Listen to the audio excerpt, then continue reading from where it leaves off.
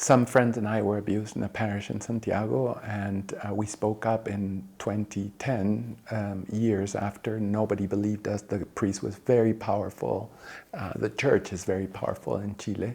And so when we kept speaking up, the church was really, there were trials and statute of limitations. People were very angry in Chile and elsewhere. In the heart of Chile, Juan Carlos Cruz faced a nightmare that would haunt him for decades.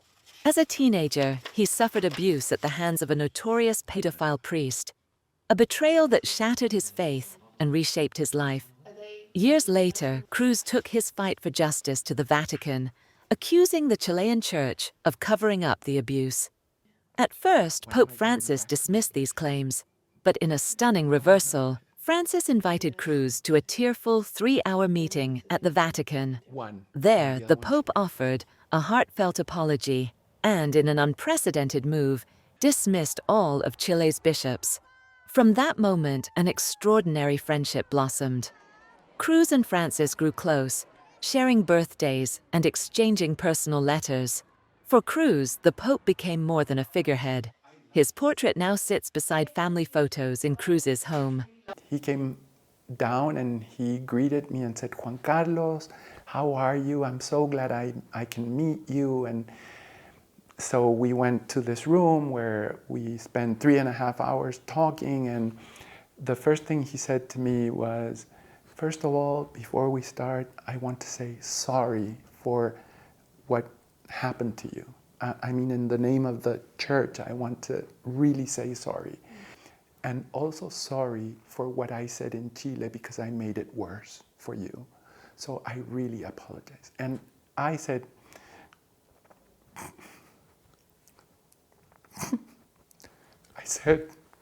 "Thank you, Holy Father. Thank you for being sincere. Thank you for being so good to me and to us." And when he knew that I was hurt because the cardinal had said that, I was gay and I could have liked the abuse, and he said to me, "Look, God created you this way. God loves you this way, and you're fine. And I love you the way you are, and you should love yourself." And that was incredible too. Inspired by Cruz's courage, Francis took historic steps. He created the Vatican's first anti-abuse commission, expelled a cardinal from the priesthood for sexual abuse, and introduced a global system for reporting abuse and cover-ups.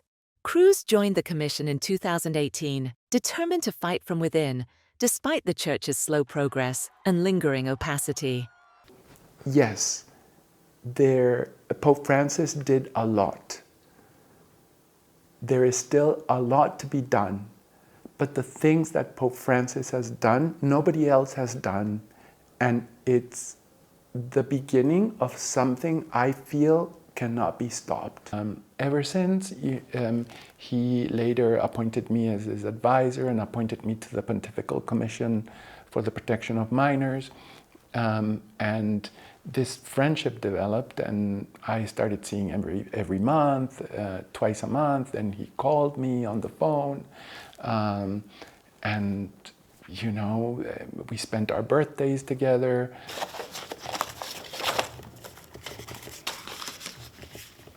Hasta me escribía la dirección. He and I developed this clique, this friendship, and it was just magical.